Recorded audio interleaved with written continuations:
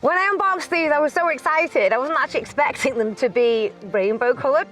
Oh! They'd just be single coloured. You can't actually see anything right now because it's too light. You can see a little bit. Yeah, a little bit. We're photographers that are waiting for the light to go away. How often does that happen? I know, especially on a day like today. Beautiful day. It's absolutely gorgeous here at the Atom Panopticon in Cologne, and we're here to demonstrate how you can get awesome photos on a budget with these lights from PixaPro. They've sent these to us to demonstrate to you how to do is it gel lighting? I guess it's not gel, is it? It's going to look like gel. Yeah, we've got a few different combinations we're going to do. So we're going to use colours that contrast, colours that complement each other. The one I really want to do first, blue and pink. One that's like my hair. Yeah. So we're going to do like a cyan on one colour, magenta on the other. And then maybe we've done like a little experiment with Lily at home. We use Poppy as well, but it works better with Lily because she's more neutral. She's like a blank canvas. Because Lily's more neutral, she's almost white in colour, she shoots a lot better than Poppy, who's she's kind of red ginger, so Lily picks up the colour a lot better. But even better would be a white dog. So we've got a few white models coming in today. The window we want to shoot in is that blue hour. Yeah. Yeah. So we've got this big thing to try and block the light from this big hole in the doorway as well. This is a background roll or background, what's it called actually? What's it called?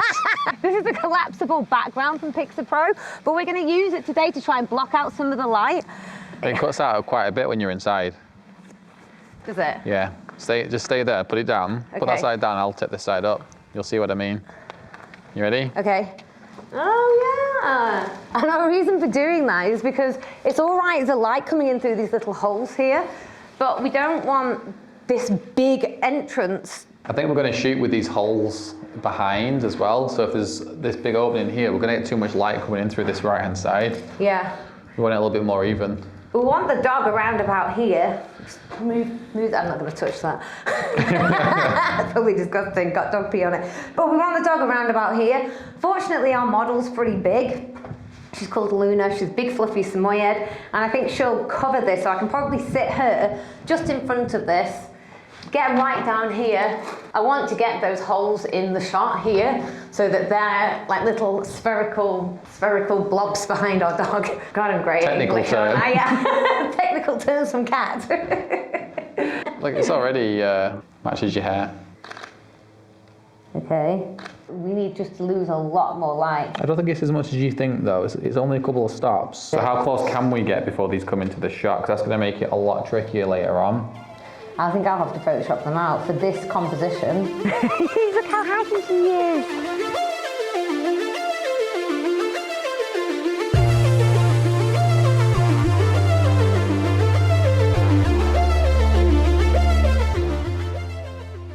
The really cool thing about this location is you've got this super modern structure here, this Atom Panopticon, and then literally just down the valley there, a short walk down the valley, is Wire-Collar Hall, which used to be some sort of stately mansion. It's in total ruins now, which is a shame because it would have been really, really fantastic, but now it's meant to be haunted. There's ghosts there apparently. This was actually the spot that was frequented by the Bronte sisters. They were inspired by this gorgeous Pendle landscape, and now we're here shooting Luna.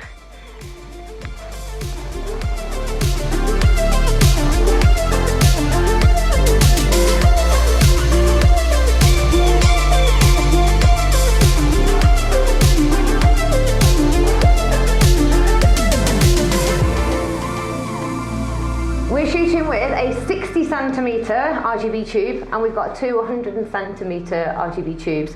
I'm going to use this as a neutral colour light down the centre of her face, and then we're going to use these either side because they're contrasting colours, and they're just going to look really cool on her white fur.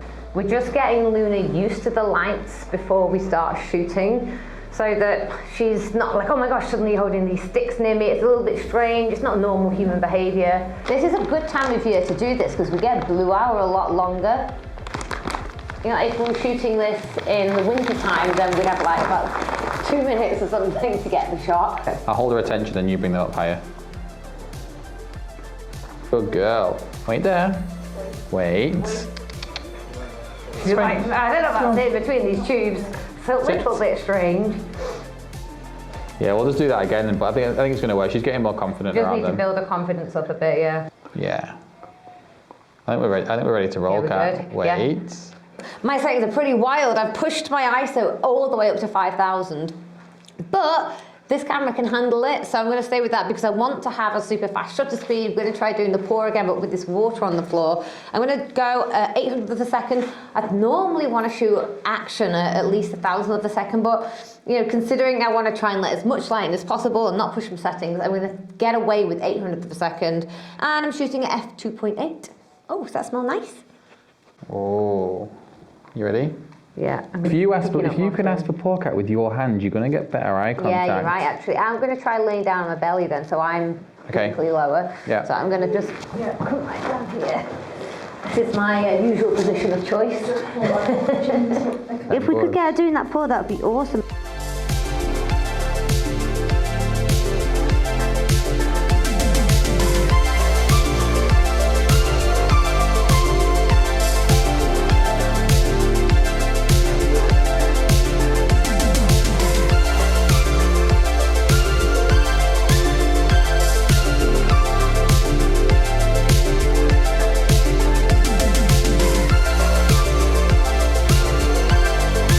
Okay, ready? Pour. Good.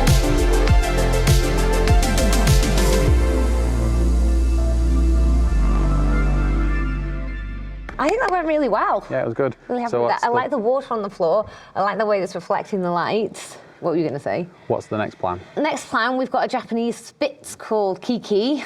Here it is. And, here she is. Here's our next model. Oh, hi. She's like a mini version of our last model. Do my hands smell like bacon? I thought it was the last dog for a second. Did you? Yeah. And I suddenly realised it's like a quarter of the size. Yo, do my hands smell like bacon? You're a mini Luna. You're very cute. So, yeah, so with her, I think I want to, now it's a little bit darker, I want to have light on the back wall. Well, these holes aren't going to be quite as significant anyway. But these holes will be bigger if you come closer to the back wall. Yeah, yeah. And also, they'll be black. So as it goes darker, there'll be black points rather than white points. And then if we're lighting up the back wall, I think we light up the back with orange. We have then either a pink or a blue kind of rim light and then have a clean light on her. So we need 4 lights? Yeah. So we'll have a clean light on her, 2 of the coloured lights on the background, and then 1 as like a little hair light. I think we should step it up 1 step at a time. Try doing something that will light the background whilst lighting her with the 2 lights, without throwing loads of extra lights in. And then also, we should try some side-on shots with the 3 lights like we did with Lily. Yes, yeah. Maybe we do that side profile then. We try doing it side profile. We could probably do 1 face to camera, 1 straight on. Let's start messing with the lights and see. Okay. Let's get in. Probably don't need this so much now. You'd be surprised. Last time it was making a difference. Yeah, I mean, there is still some light coming through.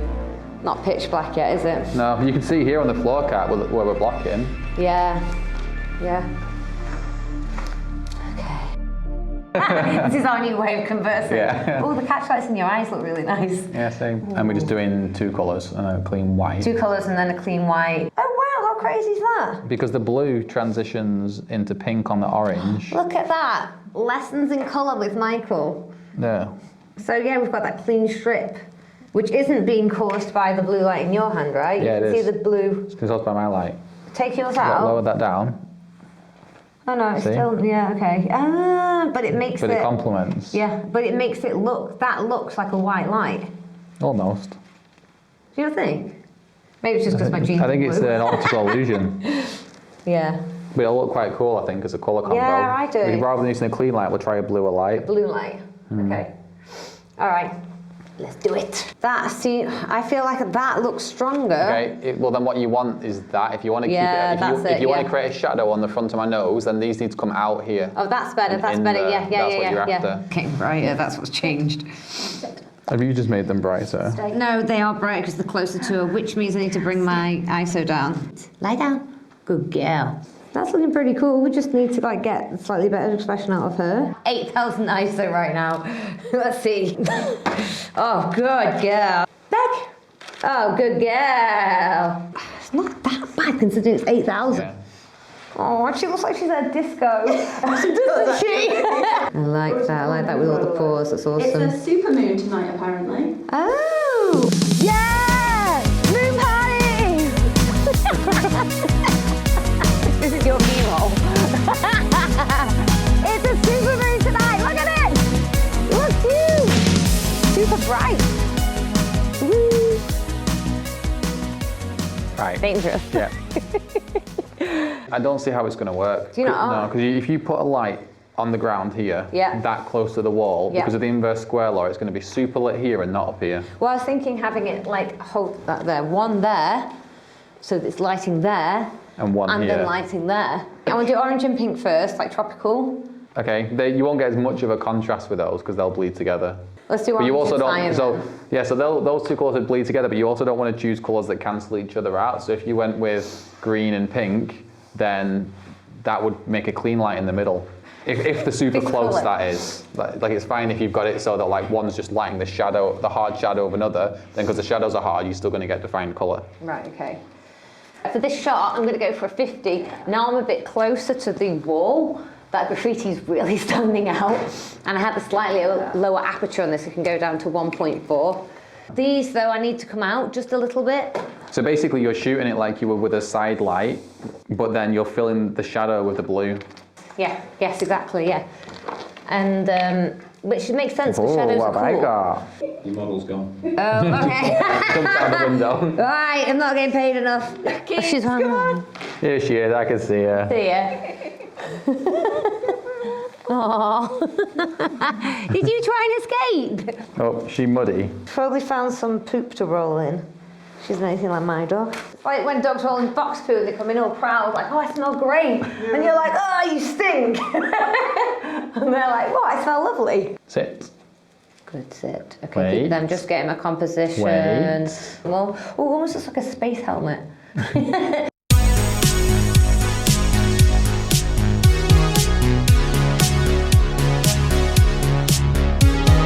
That looks awesome. That looks absolutely awesome. Final shot of the evening, we've brought Lily out of the car, bless her, she's been waiting for her moment.